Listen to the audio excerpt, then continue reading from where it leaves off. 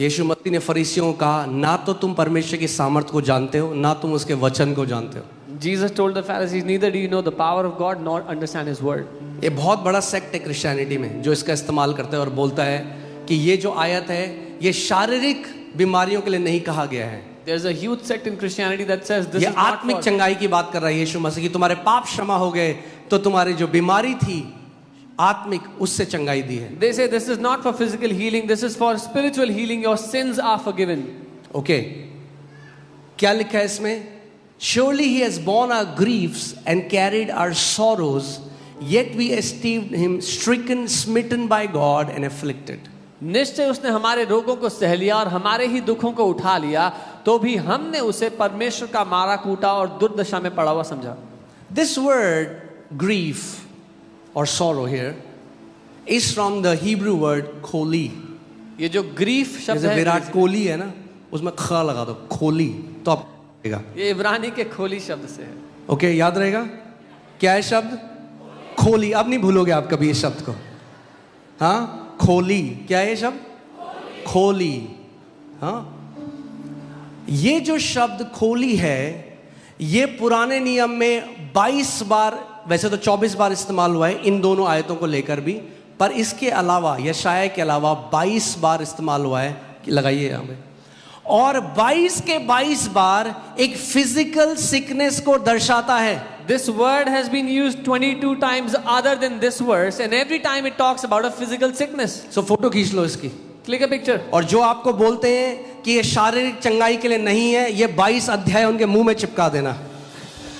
And the people that tell you this verse is not for physical healing, you can stick these verses on their face. Okay, hallelujah. एक सेना खड़ी हो रही है An army is rising up. जो रीति रिवाज में नहीं बंधी हुई, That is जो not परंपराओं bound by में नहीं tradition. बंधी हुई, That's not पर bound by उसके ritual. सच्चे लोग जो वचन के प्रेमी हैं वो खड़े हो रहे हैं. But his true people who are lovers of his word are rising up. Okay, so 22 bar 22 times. 22 bar same शब्द जो इस्तेमाल हुआ वो शारीरिक बीमारी के लिए इस्तेमाल हुआ. The same word was used for physical healing. आप इन आयतों को घर जाके पढ़ सकते हैं. You can go home इसका and मतलब कि प्रभु यीशु मसीह ने जो मेरी बीमारी उठा ली, आत्मा तो कराई उसने, मगर साथ में शारीरिक बीमारी भी वो लेकर क्रूस पर चला गया. that means when Jesus took all of my sicknesses, not only my spiritual but also physical sicknesses, he took on himself on the cross. Okay, for example ये बॉटल पास्टर सामर्थ की है For example, this is my bottle and I took it. and he took it away.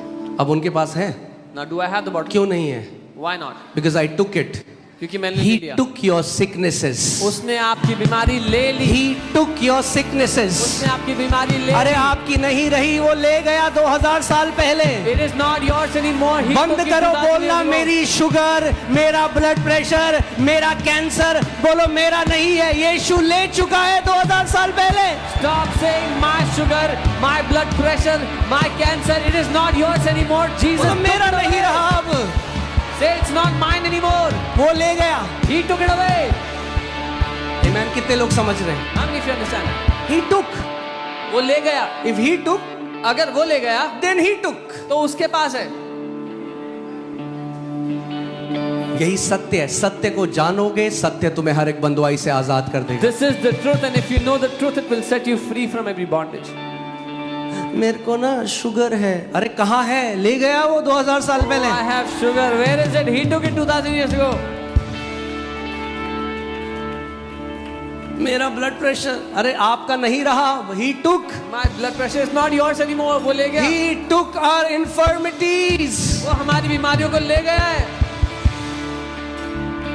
अब सवाल ये आता है, if he took, Now the तो question आज is- मेरे साथ ऐसा क्यों है? The question is, अगर वो ले गया, then why does it happen to me today? बहुत बढ़िया question. That's a good question. इसका आंसर मैं आपको दूंगा. I'll give you the answer okay, कि आप समझो. so that you understand.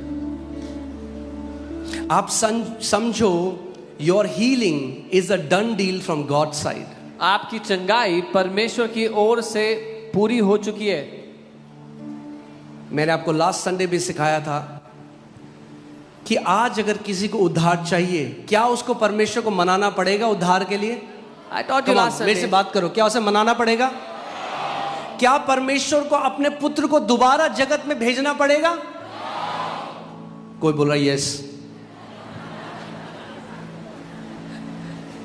लगता है दूसरी कलीसिया से है। If someone has to be saved, they don't have to beg God again, and God doesn't have to send His Son again. हाँ, अरे एक बार जो उद्धार दे दिया मानव जाति के लिए, पूरी मानव जाति के लिए उद्धार दे दिया। The salvation He has given one time for mankind, it is for the entire mankind forever. Okay, तो अगर अब किसी को उद्धार चाहिए, आपका दोस्त है, वो कहता है मैं उद्धार चाहता हूं, क्या बोलोगे आप? So if your friend says, "I want salvation," what would you say? हाँ, आप ये बोले उद्धार चाहिए, You will say, "You want एक काम salvation?" करो, Okay, do one thing. 40 दिन रोजे करो। Fast 40 days. हाँ, आप क्या बोलोगे? What will you say? भाई ग्रहण करो जो पहले से उसने दे दिया है। Receive what He has already given. जितनों ने उसे ग्रहण किया, परमेश्वर ने उन्हें अपनी संतान होने का अधिकार दिया है। As many as have received Him, to them He has given the right to be His children.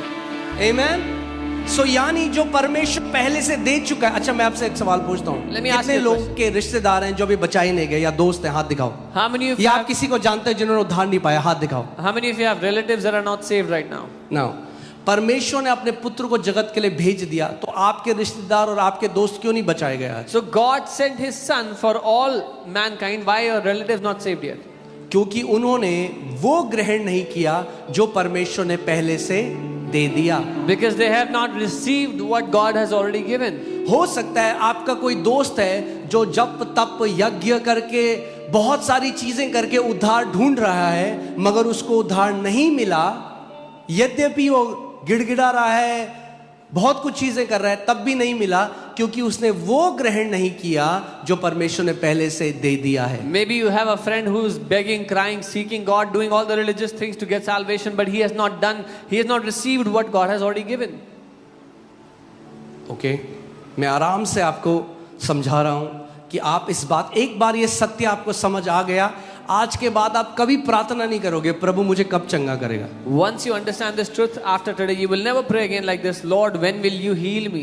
जैसे कोई व्यक्ति कभी ये प्रार्थना नहीं करता प्रभु कब उद्धार देगा। Just as nobody ever prays, Lord, when will you give me आप salvation? देखते हैं बाहर दूसरे विश्वासों में लोग उद्धार ढूंढ रहे हैं, क्योंकि उनको नहीं पता उद्धार कैसे मिलेगा। In other faiths, people are looking for salvation because they don't know how to get salvation. मगर उद्धार पाने का एक तरीका है, But there is a way for salvation, और आसान है। and it's easy. और मैं आज आपको बता रहा हूं चंगाई पाना आसान है। And I'm telling you today, to receive your healing is easy. Hear this, मैं आज आपको एक बोझ आपके कंधे से हटा देता हूं। I want to remove a burden from your shoulders today. Healing का बोझ आपके ऊपर नहीं है, यीशु के ऊपर है। The burden of healing is not on you, it's on Jesus. Okay, जैसे उद्धार का बोझ उसके ऊपर था, Just as the burden of salvation was on him. उसने लहू बहाया, उसने कोड़े खाए, वो क्रूस पे गया। आपने क्या किया? आपने केवल ग्रहण किया, आपने ग्रहण किया, सारा बेनिफिट जो था आपको मिल गया। He shed his blood, he was beaten, he went to the cross. You did nothing, you just received and got all the benefit. तो जैसे भैया उद्धार को ग्रहण किया, वैसे ही चंगाई को भी ग्रहण करते हैं। So just as you received salvation, exactly that is how you receive healing. अच्छा, अब एक बात सुनो, आपका दोस्त आया, क्या आप में से कोई बोलता है जैसे ही तुम आज यीशु को ग्रहण करोगे उद्धार मिलेगा, तुम्हें स्वर्ग दिखने लग जाएगा, तुम्हें झुझुरी होगी, तुम्हारे सामने आग जल जाएगी? हाँ, हम कभी ऐसा नहीं करते। We don't tell anybody that when you receive Jesus, you'll see heavens opened and you'll feel things and you'll see angels. जब आपने यीशु को ग्रहण किया कुछ हुआ? When you received Jesus, did something happen? क्या बाहर से कोई प्रकटीकरण हुआ? Was there any external manifestation? मगर कितने लोग यहाँ 100% जानते हैं कि उनका उद्धार हुआ है? मुझे हाथ दिखाओ। But how many of you know 100% that you are saved? कैसे पता आपको आपका उद्धार हुआ है? How do you know you are saved? हाँ, या कैसे पता आपको आपका उद्धार हुआ है? How do you know you have received salvation? क्योंकि आपने विश्वास किया। You believed. तो हीलिंग में हम क्यों फिजिकल मैनिफेस्टेशन ढूंढते हैं पहले? Then why do we look for a physical proof, a physical feeling for healing? क्यों हम अपने शरीर से चाहते हैं जानना कि मैं चंगा हुआ कि नहीं?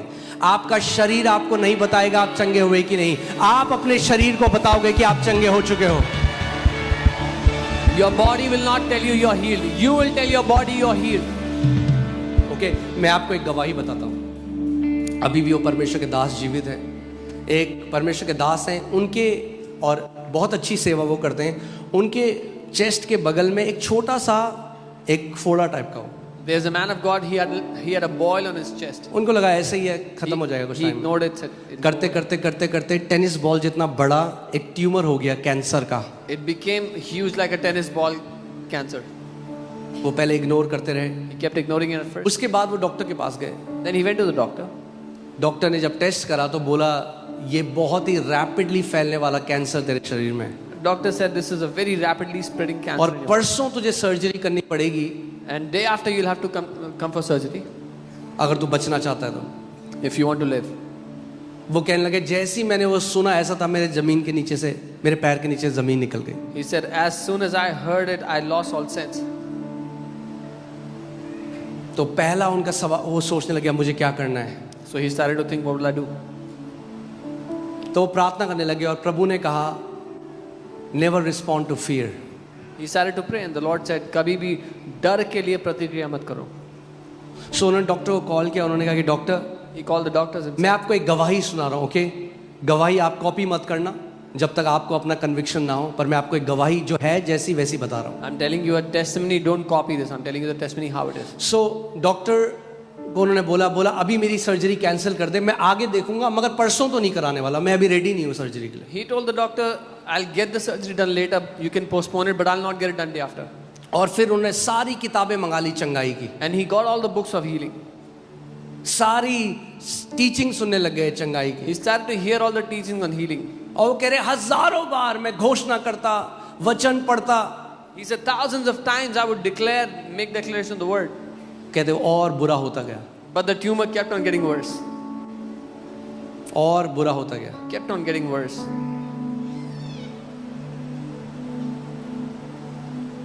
और फिर वो कहते कि बाइबल में लिखा है कि जब तुम प्रार्थना करो believe that you have received it The Bible says when you pray, तो ये मान लो तुम्हें मिल गया and you will have it. और तुम्हें मिल जाएगा. तो वो एक दिन परमेश्वर से बात कर रहे थे, कहते परमेश्वर मैं प्रार्थना तो कर रहा हूँ, ये तो मुझे 100% पता है, One day he was talking to the Lord saying, Lord, I know और I'm मुझे praying, लगता है मैं बिलीव भी कर रहा हूँ, and I think I'm believing also. मगर यहाँ लिखा है कि मेरे साथ वैसा हो जाएगा, वो मेरे साथ नहीं हो रहा। But it says here, it will happen with you like that, but it's not happening to me.